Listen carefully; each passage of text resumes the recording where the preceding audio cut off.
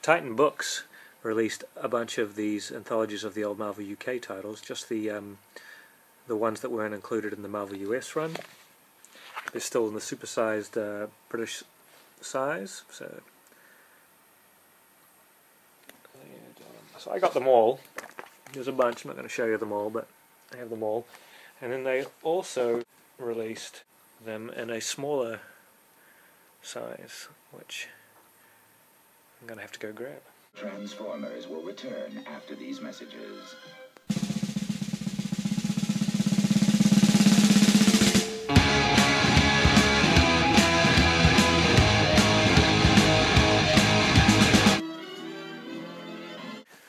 So then, to finish off the run of good UK exclusive Transformers stories, they did these in these smaller books for these black and white stories near the end of the run.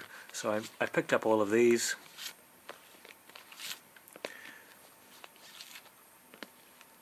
Which pretty much just completes the run of the original Marvel US and UK stories, between these and the large format annuals and the 80 issues of the US run and all the miniseries. Other than that one 3D comic, which was just more of a really small kids sort of gimmicky 3D from Blackthorn Publishing. It's not part of the Marvel collection. I have pretty much everything from that. But oh no, that's not where it finishes. Because in 1993, much to my pleasure, Transformers turned up in the ongoing G.I. Joe comic at issue 138. As you can see here, this is the issue that they first turned up in right at the end, and then from issues 139 through 142 they had their name on the front.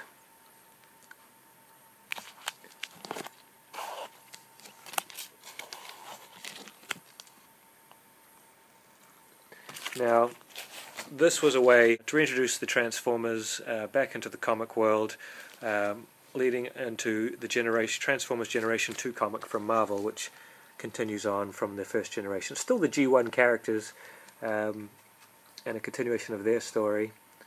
And it came out in this nice silver cover in a limited edition, which one of the few times I've bothered getting multiple covers. I got the regular edition and the super shiny.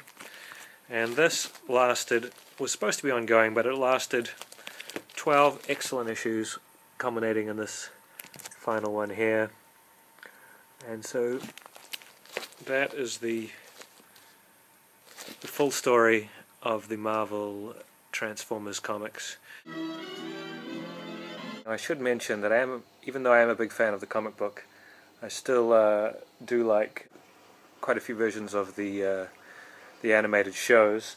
I did have the Rhino sets, but I did trade them up for the Shout Factory Matrix box set.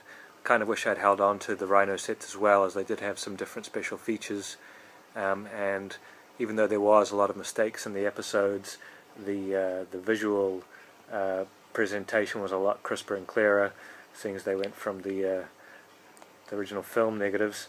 But the Shout Factory set is good enough visual wise, and it has some excellent features, and it is a beautiful set. And you know, I highly recommend it. I also have the 3 seasons of Beast Wars.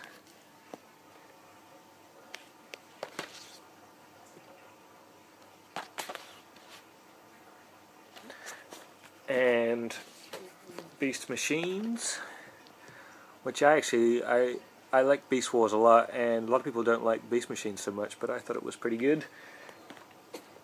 And I have the miniseries Transform and Roll Out of Transformers Animated, Season 1 and Season 2, and no one's ever released Season 3. I know there's a lot of talk with people wanting to have all 3 seasons released and in widescreen, so hopefully that comes to fruition. And of course I picked up Shout Factory's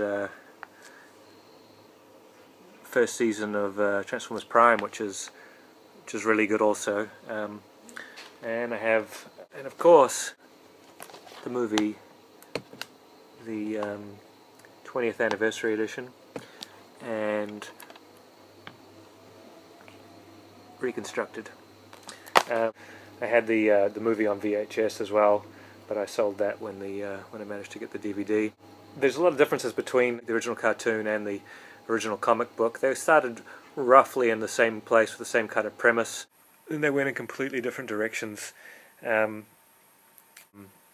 comic, of course, was obviously a little more serious in tone, a lot more violent. A lot of characters got changed.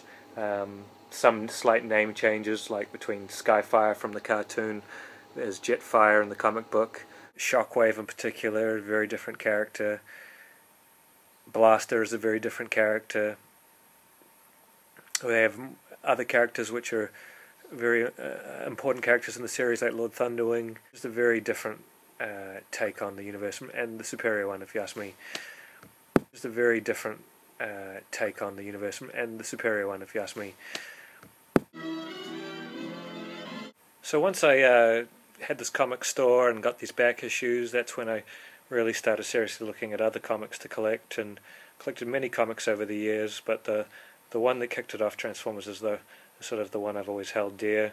I still collect several different titles, including the new Transformers titles, but I think we'll look at that in the next part. I don't want to have the videos going too long. So next time we will look at the Dreamwave and IDW years, as well as some other anomalies, and what I do and what I don't collect. There is some stuff I did start to collect and end up selling.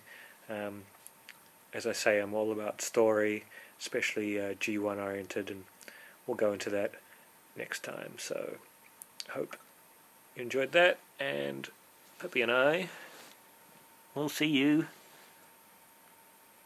next time.